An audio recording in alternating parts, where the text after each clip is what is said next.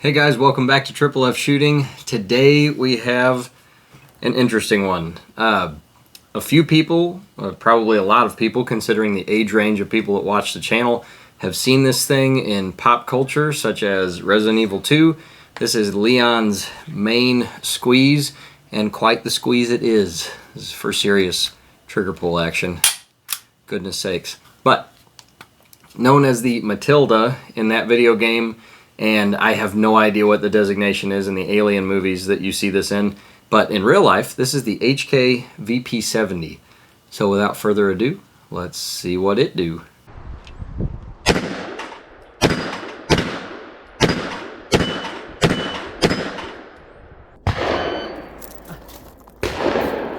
Oh my God, we're gonna do that one over. Wow, that's really...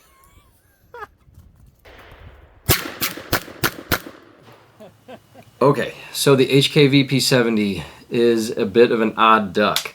It has a really kind of cool place in history as the first ever polymer framed pistol.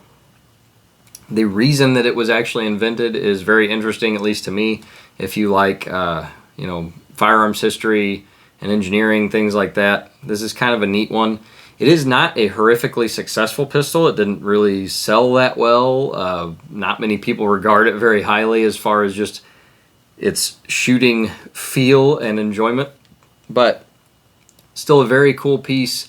Really glad to have it and wanted to show it to you guys. So what we're going to do first, before we get too nerdy, is just go over the basic feature set of the gun. I'm going to try to contain myself because there's a lot of oddity to this thing. But we'll start at the butt and work our way up. Once we get done with just the basic features, we'll talk about shooting, and then we'll get into the nerd crap. So if you want to skip to the nerd crap, we'll try to throw that in the description when it pops up. We'll just see if, editing me can remember that. So, starting at the very literal butt of the gun, you may notice that this thing looks like it has a standard magazine release. That is a crossbolt safety, like a frickin' 870 shotgun, such as this. Kind of odd. Terribly unintuitive to someone who's been shooting, since like the very early 2000s, late 90s, unless you're shooting a shotgun. On a handgun, this is odd. And I fumbled with it quite a few times in shooting, like just trying to get it out of the holster, turn the safety off and go. Wasn't happening. So because the trigger pull is so heavy, we just left this thing with the safety off and ran it like any other double action revolver or something like that. Anyway, the heel of the gun. You actually have to fight that spring on the way in.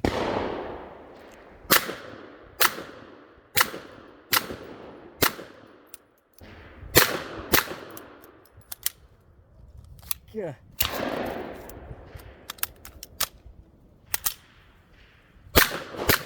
This thing has a wicked strong heel mag release where you actually have to fight the release back before you can drive a magazine home. So while we're at the heel of the gun and talking about the magazines, they are very cool magazines. They are reminiscent of a submachine gun mag in the fact that they are double stack, double feed. We actually somewhere... Oof. Okay, I'm back. So, double stack, double feed, much like this Uzi magazine. This is a 25 rounder. The HK VP70 is only an 18, but at the time of its inception, 18 rounds was a lot. I think in comparison, you might have had 14 round mags in the Smith & Wesson Model 59, 13 or 14. I know 13 in a high power, so 18 was nothing to scoff at. That was quite a bit. So you can see, I'll probably get some up close pictures, but the feed is very similar to like a submachine gun mag, such as on the Uzi. You have really cool windowed slits. I don't really know what this step up is for. It looks interesting. It could just be to give the spring a little more room to kind of like wiggle around as it's seriously compressed. Loading these is a little bit simpler than any other magazine. It's very similar to a rifle mag or a subgun mag where you just pop the rounds in the top. So kind of cool. These are freaking expensive anymore. Normally when you bought the gun, I believe it came with 3 total, 1 in and 2 laying there. If you try to find them now, some people are trying to sell these things for upwards of like $200-300. Most of the time you can find it for about $100, but $100 a mag is a lot. So unless you're just like collecting, ugh. But back to the gun, because we could probably talk about the mag for a while. The frame itself, again, first ever polymer frame pistol to hit the market, and it actually feels pretty decent in the hand. When you get the web of your hand jammed up nice and high, it's still a little clunky. You can see it's riding pretty high above my hand as far as bore axis is concerned, and the slide's enormously heavy, but it doesn't feel terrible in the hand. It doesn't like bite you when it recoils. I remember the first time I ever shot a high point, which this gets compared to a lot. It actually was generally uncomfortable. Now, I was much younger, had almost no experience with a handgun. Someone I knew had one, and I shot it a few times and thought it was, you know, relatively not comfortable to shoot. This, I don't get any of that feeling. It's very smooth all the way around. So smooth, in fact, that there's no grip texture by a modern standard, but it is a little bit coarse, so there's some tactile grip there. Moving forward, as we kind of already touched on, because I'm going to have a hard time not bouncing around, crossbolt safety. On the draw, about the best thing I could think is that you literally bring your trigger finger all the way back and push that in. That is horribly awkward, so unless you train with this all the time, that's going to be a problem. You could also take your middle finger up and push it off, but now you're starting to change your grip and break it. So where I landed was leave the thing off, don't touch it, and because the trigger pull is so heavy, you have your kind of inherent safety.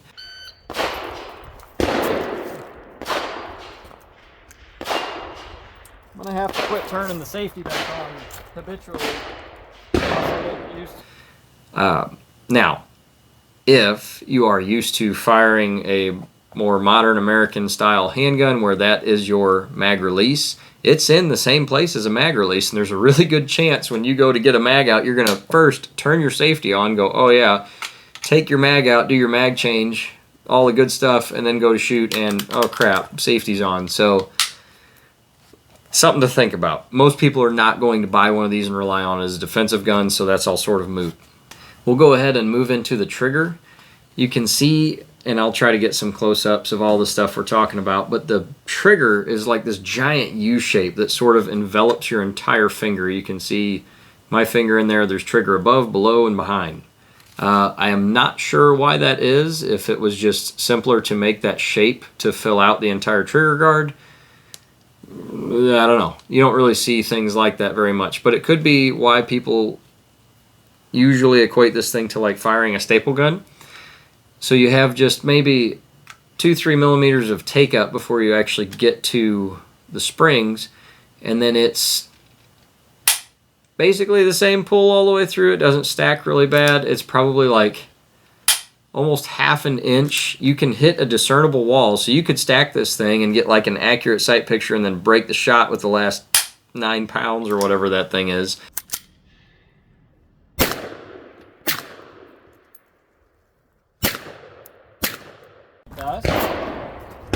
For having an enormously heavy, oh, we're on this guy, sorry. For having an enormously heavy trigger pull, I'm pretty happy with that at 25. But it's heavy, it's long, it is pure double action. Every single trigger pull is pretty well the same, doing the same job every time. Excuse me, I'm dying. We'll get into the guts of the trigger mechanism because it's actually pretty cool how simple it is in just a few. So, trigger pull extremely, extremely heavy. So moving further up the gun, we'll just go that away. The slide serrations are basically, they're there. They work. There's nothing, like wrong with them. They do the thing. Very far apart, fairly sharp cut, so you get a nice grab on them. But no front slide serrations. There is kind of a step up there. I don't know that many people are going to be doing cool kid press checks with one of these things, though. Again, not exactly your common defensive pistol anymore. The sights. Rear sight is basically a no mark U-notch, square notch I should say. That's actually, a lot of people like that now, go with a totally blacked out rear. So I don't hate that. It is what it is. It's very simple. It is adjustable for drift. There is no way to change any kind of height. So typical of, you know, combat sights. They are very spare. There is a kind of stippled top strap across this thing to keep you from catching any excess light, because the front sight is actually not a sight at all. It is a shadow. Again, I'll throw in pictures, but essentially what you have, if you notice, it is very, very thick. It's like they just machined a whole ramp on there and then cut down into the middle of it. So what it looks like is like a dual ramp with nothing in between. And what that does is creates the shadow, or the absence of a sight, so that when you bring the gun up, what you are actually seeing is nothing. And that's what you're aligning with your rear sight. It actually works. You can shoot this gun accurately, even with the big heavy trigger and all the other things kind of working against you. It can be done, and it's not the worst thing ever.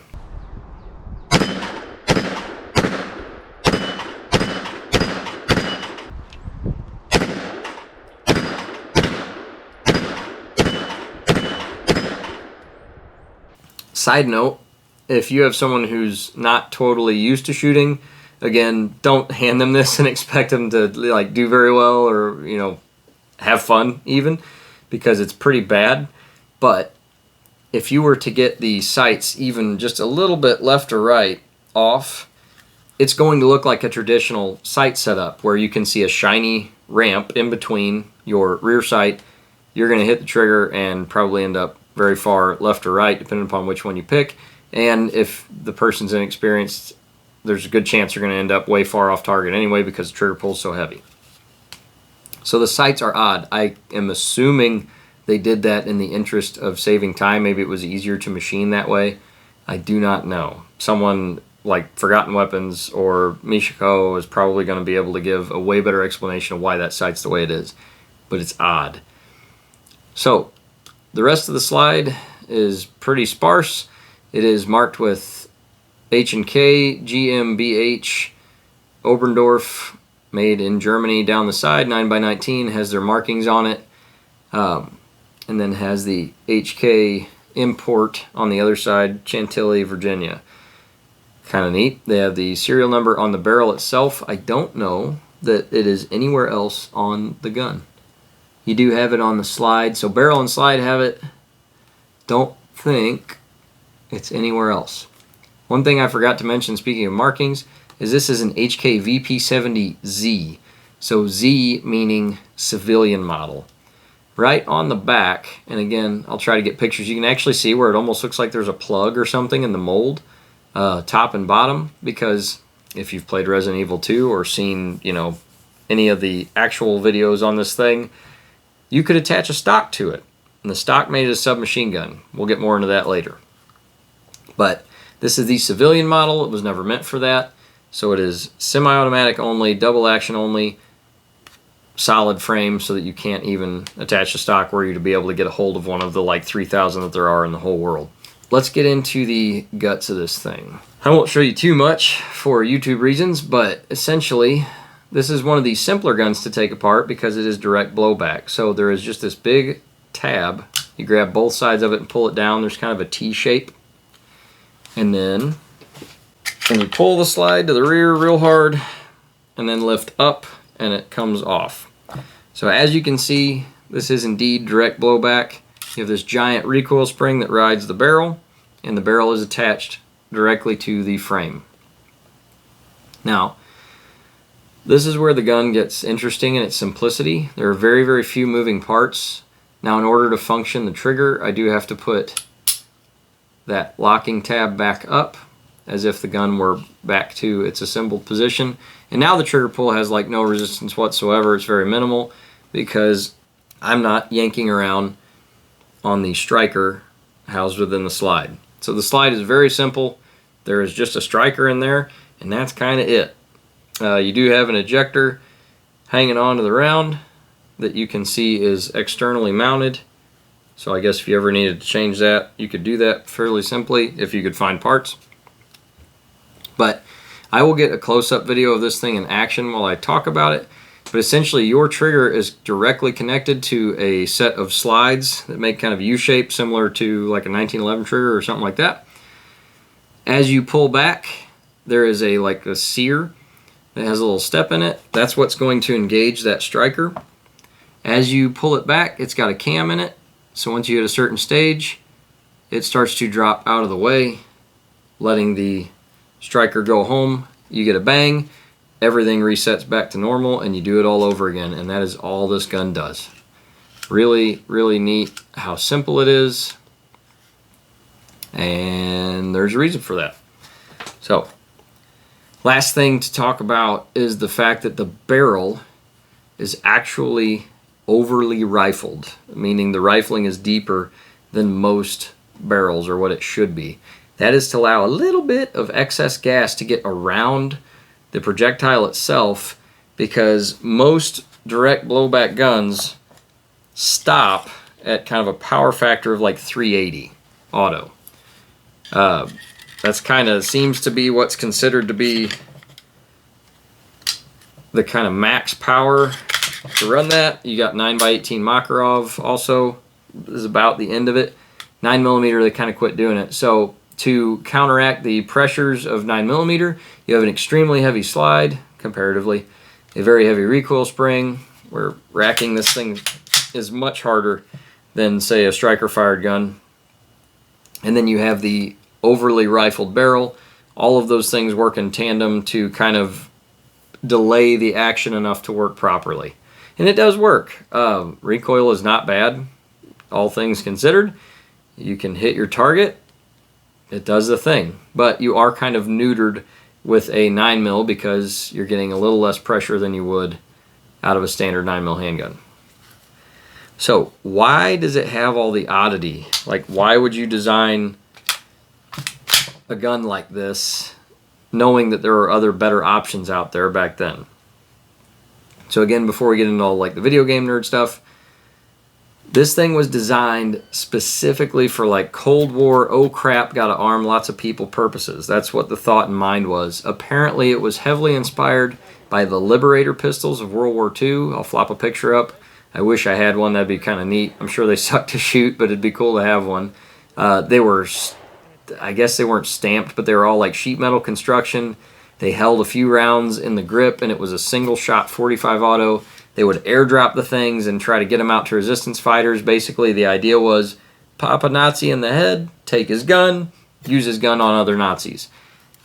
This is like a better version of that. So, Cold War, you've got West Germany, went through some obviously troubled times after World War II. And H&K was thinking, okay, if the Cold War pops off and we have to fight the Russians, what do we arm our people with? So they came up with something that they could produce extremely rapidly for fairly cheap and basically sling it to the masses so that people would have firearms in order to get better firearms. So if you gave me the choice between having a Liberator pistol or this to use to procure further arms, I'd take this all day. Obviously, it's got 18 rounds. You can shoot it a whole lot more and a whole lot longer than something like a Liberator. Obviously, different time periods, but that was the inspiration. So that is why the thing is so simple. The materials are kind of odd, and it's just an overall very interesting piece of history. All right, so the two most glaring issues, if you want to call them, of the feature set of this pistol are the sights and the trigger. Sights on most modern handguns you don't think of too much. You can pick up most guns with most of the sights are going to be of a similar format, either 3-dot or like a blacked out rear and a single dot front, something like that. And you can work with them. These are odd. These take a little bit to get your mind wrapped around because you're looking for that space between. You can absolutely do it. It's not the most accurate thing or the most conducive sight setup to being super accurate. Not really what the gun was meant for, but in a combat scenario, you can absolutely make good hits with it. Shooting the 6-inch steel drop targets It was a lot of fun because you had to really focus in, but you could pop those steels without too much trouble. That brings us to our second point of contention. This trigger is usable. A lot of people will be like, this is the worst trigger I've ever felt on anything ever, and it's not great. It's not. But it's not that much different from running a double action revolver, especially if you have something with a fairly heavy trigger pull, like a J-frame, 442, 642, something like that, where you've got a 9-10 pound trigger, smooth enough, and you can stack it up and make an accurate hit. But once you get good at shooting that kind of thing, it translates to other revolvers. This is sort of like that. Another benefit to that, I guess, of the day was that a lot of police, law enforcement agencies are using double action revolvers. Something like this would have been probably at least decently attractive because the trigger pull was similar. So again, long and heavy, but when you are running the thing like you mean it, you probably see the thing twitching a little bit every trigger pull. It's heavy enough that you are not going to be crazy accurate. Can you actually make good hits? Yep. Now, your splits are going to suck with this compared to, a 2-pound AR trigger. There is a lot of space and weight between every shot. So, like, shooting this as fast as I can sounds like I'm crawling compared to something like a staccato or a Glock even or anything like that. It's a lot of weight. It's a lot of distance. The fastest you can shoot is, it's...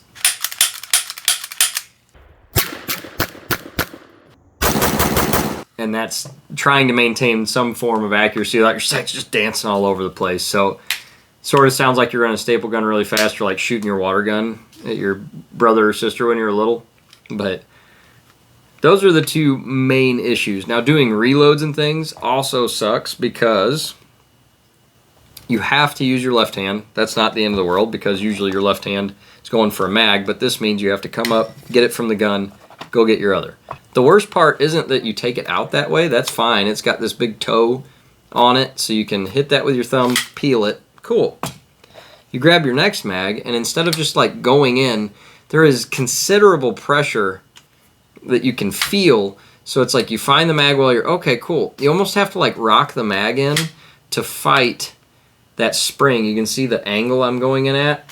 Fight the spring, get it past, and you're good. It's just... takes a lot of focus and doing it just right, or you're gonna like ram it into the base of the gun. There's not really a mag well to speak of, it's just cut out. So finding it, feeding it, and then driving it home takes some effort. There's also no slide lock, so you bang, bang, bang, click, okay, take my mag out, get my new mag, get it in, rack the gun, and you're back in business. So it is a bit cumbersome, to say the least. We already talked about the safety a little bit, and I'm sure I've already thrown video footage of me like trying to get into the gun and just totally missing the safety or forgetting. So again, I just left it off. Now, recoil impulse, you can see it's mild. It's not that bad. The thing really does not kick super heavy, probably due to the weight and that mitigation of the gases being sprayed out the front. You're not getting the full load, so it doesn't kick that bad. It kicks like most other 9mm. Now, one fun thing we did shooting with this, getting into some of the nerd stuff, I forgot the Maglight. So we had our big goofy combat knife, which in Resident Evil 2, this is like your oh crap, stick them with it and then for some reason leave it in them and then have to go get it back.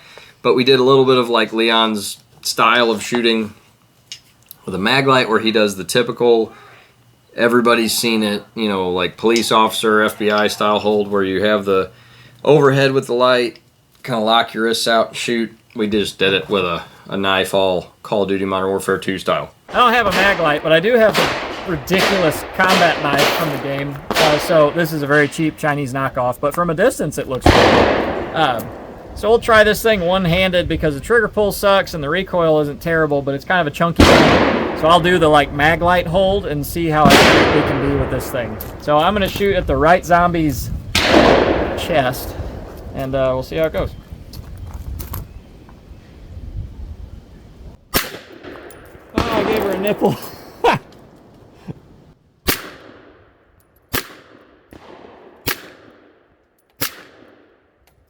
be it. So that's like quasi-supported one hand. I was just center pointing for the chest, and it that wasn't so bad. That was only about 8 yards, 7 yards, but doable, even with the big, long, crazy trigger. Neato, gang. It works. Again, super heavy trigger pull with one hand is even more difficult to shoot accurately, so there's that. We also, if you've played Resident Evil 4, they don't really do it in 2 that I noticed, but in 4, we do this like John Wick kind of stuff where we get all really serious and bring the gun up real close to our face as an enemy gets super close. At first I thought that was just kind of a cute video game thing, and then I did more research because I had never seen it, and there's a whole like school of thought where that's like a close quarters combat shooting style where thumb, instead of being forward down the gun, is going to roll around and you kind of press them against each other. And then bring the gun, you're pushing in both directions, bring the gun very close to your face, and you're actually looking over the gun or down the sight using using your left eye. And that's pretty close to my head. Turns out it works. So when the zombies get too close, especially in Resident Evil 4, Leon goes sort of all John Wick. I looked into it a little bit. Apparently at the time the game's supposed to be taking place in the early 2000s, it was really a thing.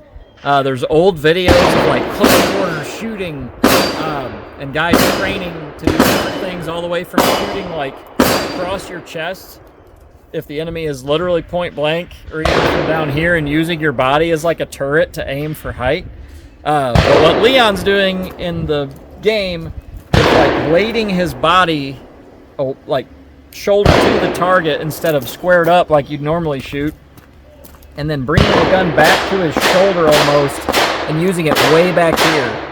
So instead, I can't even use a normal grip and do that because then I'm just gonna like, this wrist isn't helping. So in those videos, the guy literally is rolling his hand around and compressing his fingers and giving like an isometric squeeze on the gun. So we're going to try one of those away from my face and see how bad it recoils. And then I'll try a couple, you know, near my face and see if I get smacked. So we are loaded. And now our big stupid crossbolt safety is off. So let's see. So again, compressing, so I have a lot of pressure going both forward and back and kind of pushing my thumbs together. And we're gonna do it away from my face. All right, that barely moved. So here we go. Wow, that's really... I'm going to do it on this Chris Farley-esque looking guy to kind of show you where the rounds are going, because all 3 of those rounds, we are very close. We're like maybe 3 yards, so I should be hitting what I'm aiming at. But all 3 of those rounds went into that left eyeball on the zombie, so I'm going to put them in Chris Farley's face real quick. And I'll do even like a little bit of a transition. So going from this position, shooting, let's say the zombie gets too close. So now I'm going to try to keep him from getting my gun. I'm going to roll my hand and bring my elbow out. That was my last round. Or just a bad round.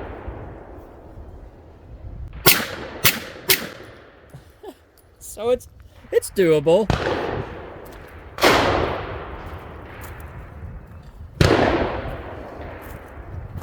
Yeah, so on that on the click you heard, I did get a primer punch, I just did not get ignition. So the Leon / John Wick looking close quarters cool guy stuff is sort of feasible. Maybe. I don't think I would change that for standard shooting. At this distance I could absolutely shoot the guy. Let's back up and see if it still sucks.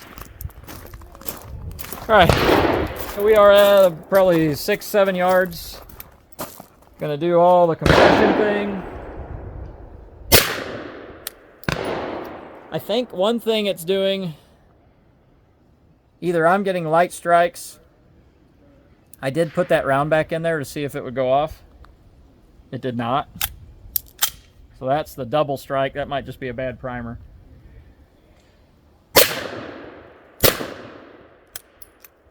You can tell I'm squeezing the piss out of the gun. I'm actually like squeezing so hard I'm shaking. It's not great for accuracy, but rounds are still landing in the head. They're a little low. So I drove one off. I think this is the last set. So there is no reason to shoot like that at that distance. I don't really think there's a reason to shoot like that at all, but he does it in the game and it looked kind of interesting, so it works.